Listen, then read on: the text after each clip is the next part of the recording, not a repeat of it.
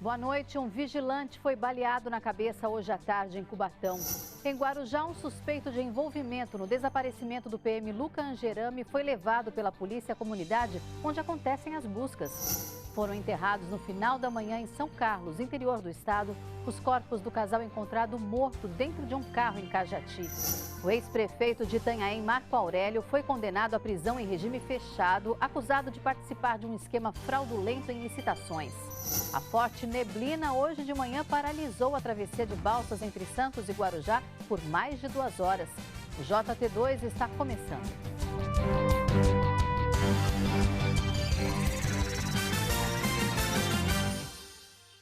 O ex-prefeito de Itanhaém, Marco Aurélio, foi condenado em primeira instância a 10 anos de prisão em regime fechado.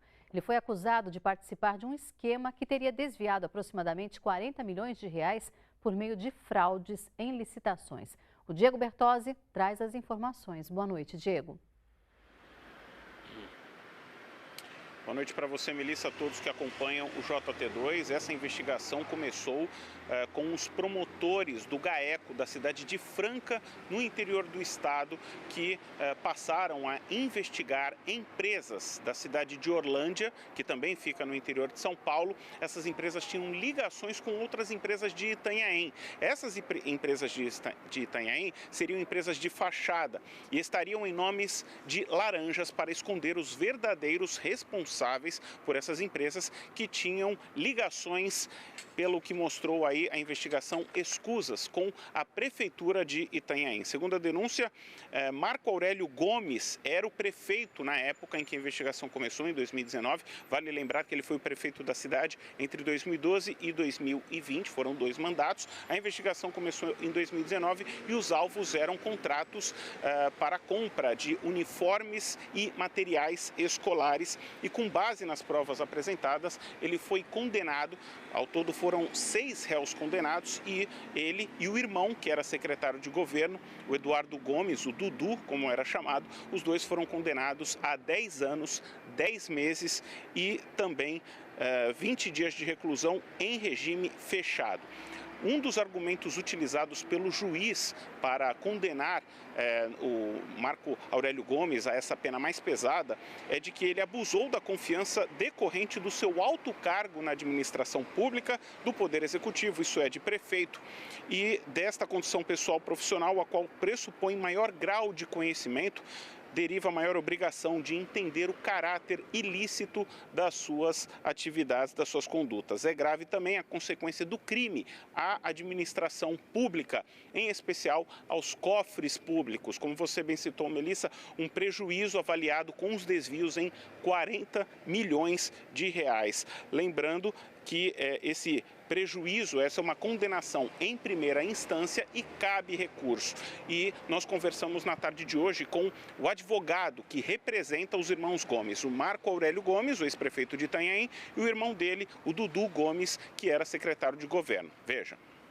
Nós pedimos ao juiz a perícia pelo Estado, para que nós certificássemos da autenticidade dessas mensagens de terceiras pessoas. Porque se fosse no telefone do Marco, nós teríamos o telefone para periciar, mas não foi o telefone dele, foi de terceiras pessoas. Então, essa tese não foi enfrentada, nós estamos pedindo para que o juiz de Orlândia faça a devida análise em relação a essa perícia antes de sentenciar. Isso implicaria nele ter que anular a sentença e determinar a perícia para proferir uma nova, segundo uma perícia oficial. A outra tese que não foi analisada refere-se ao foro por prerrogativa de função. Essa investigação iniciou-se com o Ministério Público no ano de 2019, portanto, durante o período do exercício do mandato eletivo do Marco como prefeito. E aí, ele tendo foro privilegiado, para que se procedesse com uma investigação, seria necessário pedir autorização para o Tribunal de Justiça de São Paulo, que é o foro competente do prefeito. Eles só pediram essa autorização depois de ter investigado o Marco. Então, eu estou pedindo a nulidade dessa investigação, que não observou uma regra constitucional de que quem tem foro privilegiado, antes de fazer a investigação, tem que se ter autorização. Repito, houve o pedido depois de ter investigado, ou seja, inverteram, a ordem do devido processo legal. E um vigilante morreu depois de ser baleado na cabeça hoje à tarde em Cubatão. Foi na Vila Esperança. O Matheus Cross está na cidade e tem os detalhes. Boa noite, Matheus. Olá, muito boa noite, Melissa. Boa noite a todos. Eu falo aqui às margens da linha ferroviária aqui em Cubatão, na Vila Esperança. Segundo a polícia, esse crime aconteceu por volta das 4h30 da tarde. A polícia informa que 4 criminosos armados vieram por essa ponte e já começaram a atirar contra 2 seguranças de uma empresa privada que atua aqui na segurança da malha ferroviária. Eles estavam aqui atrás da viatura. Um deles morreu com um tiro na cabeça, morreu no local, ele tinha 37 anos. O outro tentou se esconder dentro da viatura, que é blindada. Mesmo assim, os criminosos conseguiram correr a tempo, abrir a porta e roubar ali pelo menos 2 pistolas e uma espingarda calibre 12. Segundo aqui a equipe da empresa de segurança, o foco dos criminosos é roubar armas e também os coletes à prova de balas. Um deles foi levado. Os 4 conseguiram fugir. O outro agente de segurança, outro segurança da empresa, ele foi atendido, né? Ele levou coronhadas na cabeça, foi encaminhado a uma unidade de saúde aqui da cidade de Cubatão e passa por exames médicos. Segundo a equipe de segurança dessa empresa responsável aqui pela malha ferroviária, desde novembro do ano passado até hoje já são 10 ataques aos seguranças dessa empresa e todos com foco em roubar os armamentos. O último ataque aconteceu no último dia 18. Pelo menos 7 criminosos armados tentaram roubar aí as armas de 2 seguranças que estavam. Um deles levou, ou melhor, 2 criminosos foram baleados. Eles também conseguiram dar um tiro na região do ombro do segurança. Depois dessa tentativa de roubar, já que eles não conseguiram levar os armamentos, 3 suspeitos foram presos. Melissa. Obrigada, Matheus, pelas informações. Em Guarujá, as buscas pelo PM desaparecido Luca Angerami chegam ao 17º dia. Nessa terça-feira, os policiais subiram um morro da Vila Baiana com um cão farejador. Um suspeito de envolvimento no desaparecimento do soldado também foi levado até a comunidade. Policiais civis e militares, além de agentes da divisão PM Vítima da Corregedoria, que investiga crimes contra policiais, se encontraram num posto de combustíveis antes de seguirem para a Vila Baiana. Parte ficou no pé do morro e outros subiram. Nesta segunda-feira, uma suposta cova foi localizada no alto do morro. Um cão farejador do Canil dos Bombeiros, treinado para encontrar corpos em decomposição, teria indicado a presença de um cadáver enterrado ali. A escavação foi interrompida à noite, quando as equipes já tinham cavado um buraco de mais de 1,5 metro de profundidade. Nesta terça, os policiais voltaram ao local, que é de difícil acesso, para dar continuidade às escavações em busca do corpo, que pode ser do PM. Para chegar ao local, dá quase 1 hora de subida. O suspeito preso na última sexta-feira em Betioga foi junto com os agentes. De acordo com as investigações, ele teria acompanhado o PM até um ponto da Vila Baiana onde funcionaria o chamado Tribunal do Crime. Desde que o PM desapareceu, 6 corpos de pessoas ainda não identificadas foram encontrados na comunidade. Hoje, os policiais contaram com a ajuda de outro cão farejador do Corpo de Bombeiros. O cachorro, junto com o parâmetro do cheiro do policial nas vestes que a família nos cedeu, acusou que a presença dele ali era positiva, né? E aí, no curso das investigações, alguns dos suspeitos já presos nos confirmou que realmente ele foi levado para lá e ficou ali por um tempo. E dali é que ele seguiu para esse local mais fechado, dentro da mata, né, mais fechado, já com a decisão de que ele seria morto. Hoje é o 17º dia de buscas pelo PM Luca Romano Angerami, de 21 anos. Ele foi visto pela última vez na manhã do dia 14 de abril, um domingo. Câmeras de monitoramento gravaram o soldado perto de um ponto de venda de drogas na comunidade Santo Antônio, em Guarujá. Até agora, 8 suspeitos foram presos e as investigações apontam pelo menos a participação de outros 3 envolvidos. A natureza do inquérito já consta como homicídio. A questão é que, no curso do inquérito, a gente vai buscar fazer a prova da morte. E a prova da morte, ela só se dá com o encontro do corpo. A gente tem, né, algumas outras informações para confronto, né, não só para apurar a autoria, mas também a materialidade deletiva, ou seja, o que cada um dos autores fez exatamente. Porque a depender do que cada um fez, cada um vai responder por um determinado crime ou por mais de um crime. No começo da tarde, uma equipe do GEPAR, Grupo Especializado em Policiamento de Áreas de Risco, encontrou mais uma ossada no alto da Vila Baiana. Segundo os policiais, além dos ossos, tinha uma roupa, aparentemente de um homem, com uma marca de tiro na região do tórax. Com esse, agora são 7 corpos encontrados na comunidade. As buscas pelo PM desaparecido foram suspensas no meio da tarde. Ainda não há informações de quando serão retomadas.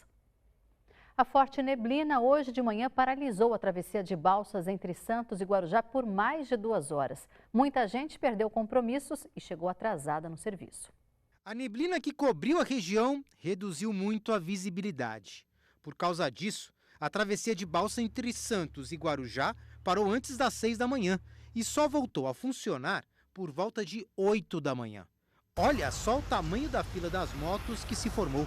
A Gláucia esperou tanto que ficou fazendo os trabalhos da faculdade ali mesmo. Estou aqui presa desde as 10 para as 6. Então, tem que fazer alguma coisa, né? Produtiva, né? E está estudando? Matemática. Muitas pessoas que esperaram já se acostumaram com a demora para realizar a travessia.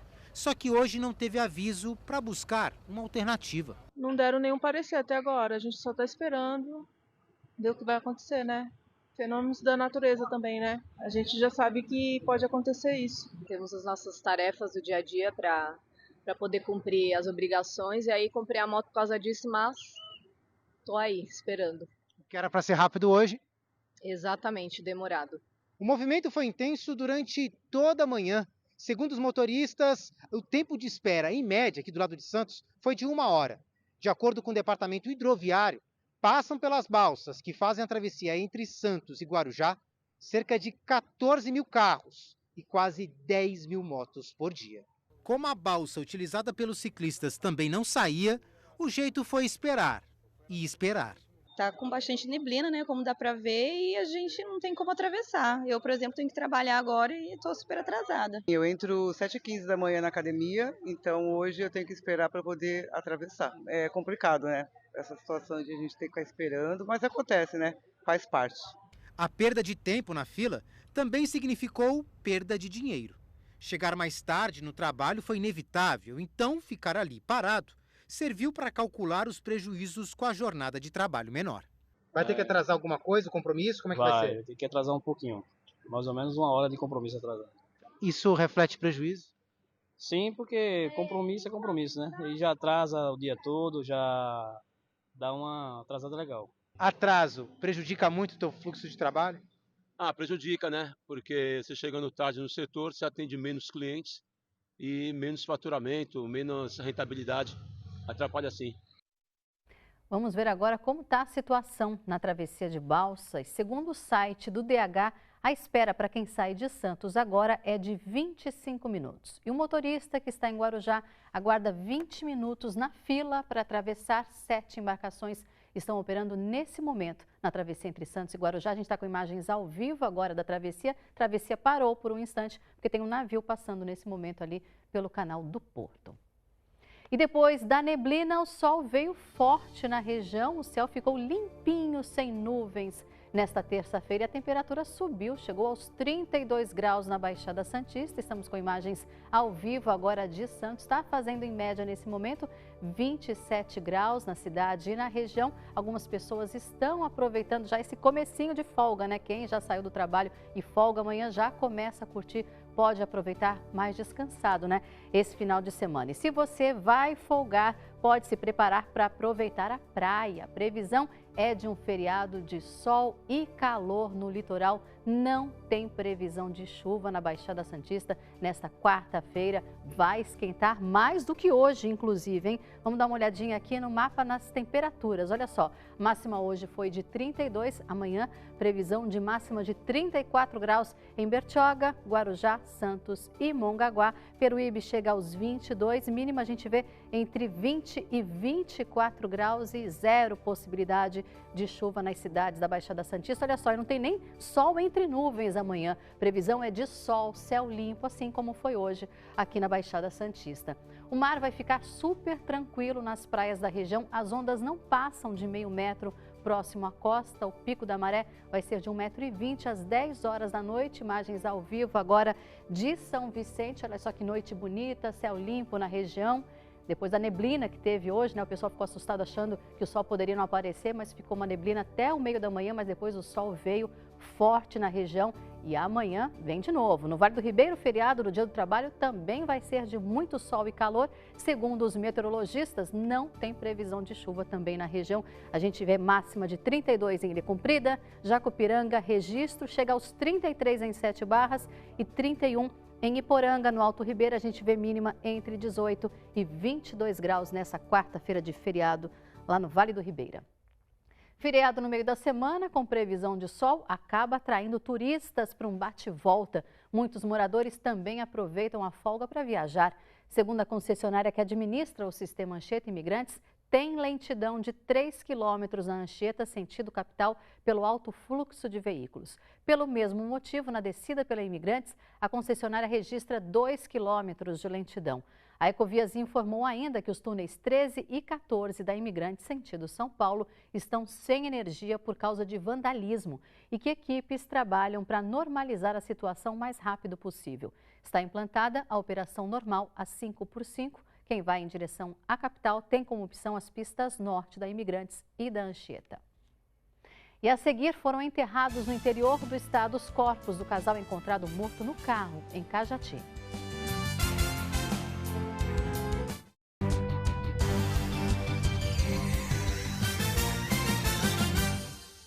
Deve sair em 90 dias o resultado da perícia feita no carro onde um casal foi encontrado morto no domingo, em Cajati, no Vale do Ribeira.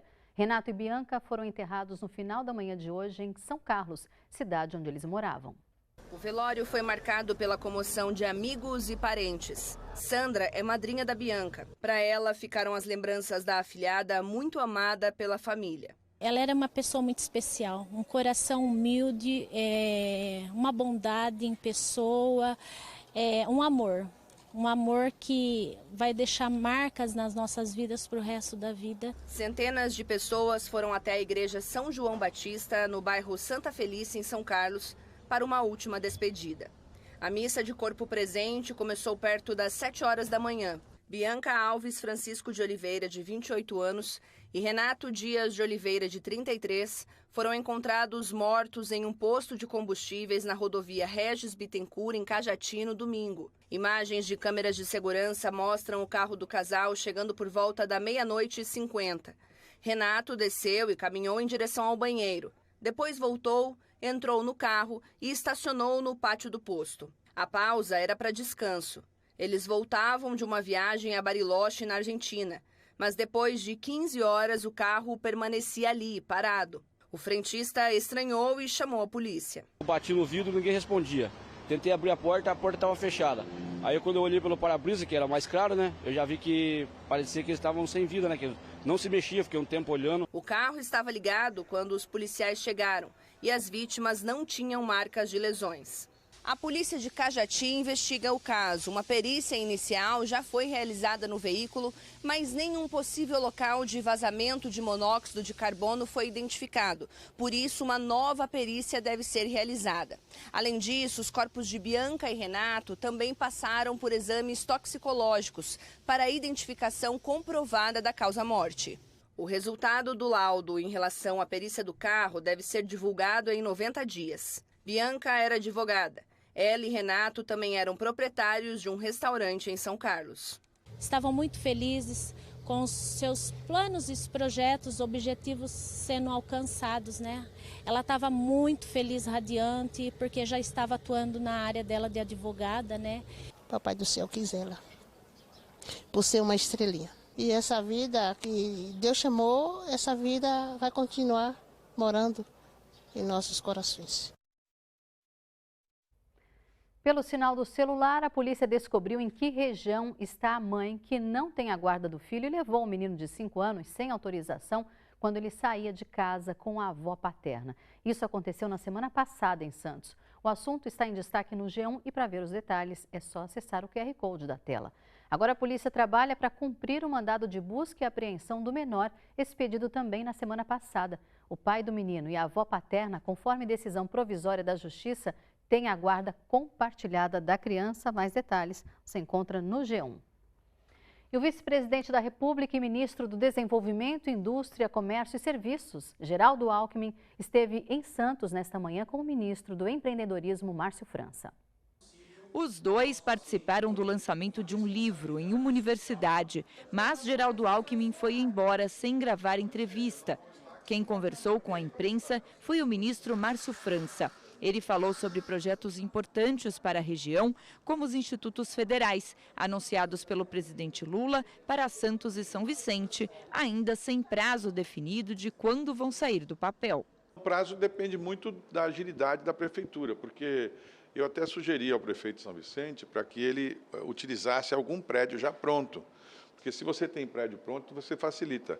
Eu sei, por exemplo, que Registro tem um que está pronto e foi ampliando. Miracatu está sendo feito um, e se você não tem o prédio pronto, às vezes demora para construir. Então, se ele tiver algum prédio que já pudesse ser utilizado, podia começar com mais rapidez. Márcio França fez um balanço sobre os principais investimentos que estão sendo feitos na Baixada Santista, falou sobre a expectativa do túnel entre Santos e Guarujá e ainda da necessidade urgente de uma terceira via que ligue a Baixada Santista ao Planalto. Ontem, por exemplo, para descer de São Paulo para cá, estava com a mão invertida, a gente leva 3 horas para descer a imigrantes, quer dizer, quem mora na Baixada fica sendo punido por essa inversão, né? Quer dizer, então está na hora de se pensar na terceira pista, numa pista alternativa, que possa ser ajudada, inclusive pelo sistema portuário, porque, afinal de contas, boa parte do trânsito se dá em função do porto. O ministro comentou também sobre o que tem feito à frente da pasta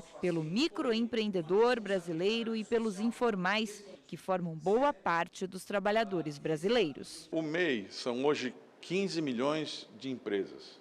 É o maior número de empresas que tem, são MEIs. Depois nós temos mais 7 milhões e meio de empresas no Simples. Somando dá 22 milhões e meio. Isso é 95% de todo o CNPJ do Brasil. O problema é que essas pessoas, elas não têm as mesmas facilidades que as grandes empresas. Eles precisam ter um benefício para se formalizar. E nós estamos dando benefício. Eles vão conseguir um financiamento que é muito mais barato, é metade do que se paga num banco. Então, isso pode animar um rapaz a falar, eu quero trocar de moto. Se eu for um MEI, eu troco de moto mais fácil do que se eu não for nada. E aí ele pode se formalizar. O jornalista Manuel Fernandes, carinhosamente conhecido como Maneco, foi homenageado hoje em Cubatão.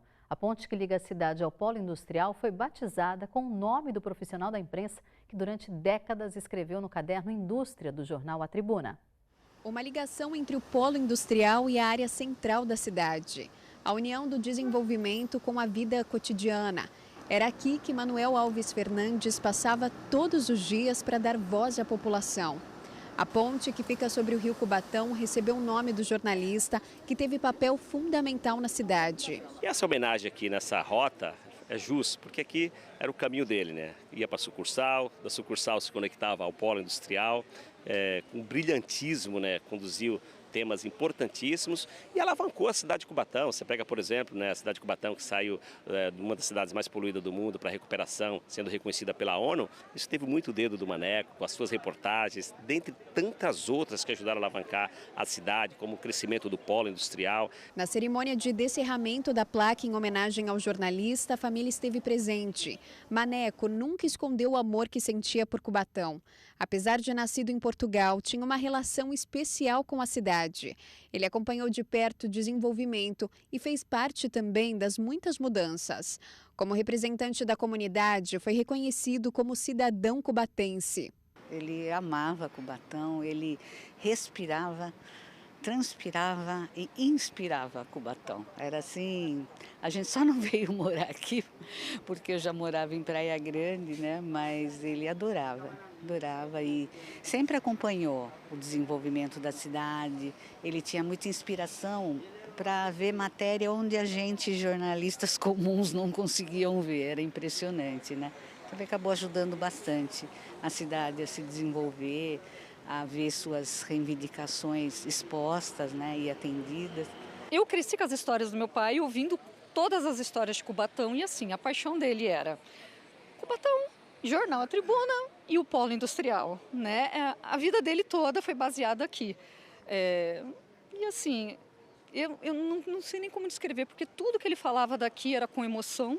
Ele foi um grande profissional, ele praticamente dedicou quase que 45 anos da vida dele para esse município. Ele é mais filho dessa cidade do que os nascidos aqui. Ele amava isso de coração, esse lugar aqui. Carinho especial. Eu acho que isso daqui vai eternizar o que ele fez, o que ele foi. Maneco foi o grande responsável pela cobertura jornalística de Cubatão durante 4 décadas. No caderno de Indústria, ele escreveu milhares de reportagens. Matérias essas sobre o dia a dia e até momentos marcantes da cidade, mas sempre com um olhar atento e muito humano sobre qualquer situação. Foi com essa visão apurada ao cotidiano que Maneco ganhou o Prêmio ESSO de jornalismo em 1985, sempre mostrando aos colegas de redação perspectivas diferentes. O Maneco era uma referência para todos nós, jornalistas, que tivemos o privilégio de trabalhar com ele desde o momento em que eu coloquei o pé na redação do jornal, e aí já vai 27 anos, até o momento em que ele saiu, né, no final de 2018. Ele era uma referência para todos nós, ele não precisava ser pautado, né? Ele trazia as melhores histórias, ele trazia as melhores reportagens, os melhores personagens, e ele conhecia, por estar aqui em Cubatão há tantos anos, ele conhecia todo mundo. Então ele conhecia todas as fontes, ele tinha história muito viva na cabeça dele, então qualquer coisa que se reportasse a Cubatão tinha que passar pelo Maneco. Maneco nos deixou em outubro de 2018. Com inúmeras matérias, escreveu um grande legado que será lembrado a partir de hoje por cada pessoa que cruzar por essa ponte. Ele conseguiu trazer a indústria de uma forma mais humanizada, né? Depois de toda a luta pela recuperação ambiental da cidade, que ele teve um papel essencial, né? Depois disso ele procurou trazer as coisas humanas, né? Pelo caderno da indústria ele mostrava muito o lado humano das indústrias, mostrava os trabalhadores, né? Então sempre estava muito inspirado, era impressionante, as matérias dele eram geniais. E por enquanto é só, acessando o QR Code da tela, você entra no canal de WhatsApp do G1 e acompanha outras notícias da região. Eu volto daqui a pouco, no intervalo da novela Renascer, com o resumo do dia. Uma boa noite para você e até já.